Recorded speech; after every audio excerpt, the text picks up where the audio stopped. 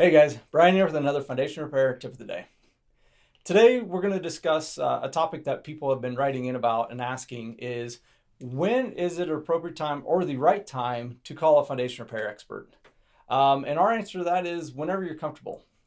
Probably 30% of the time when we go out and visit houses, we just review your floor elevations and nothing's really wrong with your house. Have you seen anything different, or what do you come across? No, that's probably a correct figure. What we do is, we take the floor elevations with using the zip level, and then we also look for cracks, sloping, doors not opening and shut.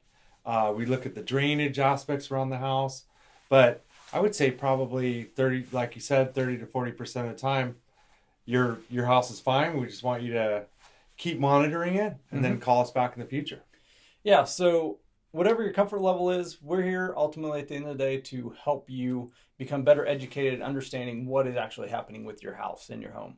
So anytime you can always call us or reach out to us on a group chat or our email or our website, email us or leave a voicemail on our website. Whatever you prefer always works for us. So until next time, stay tuned and we will see you soon.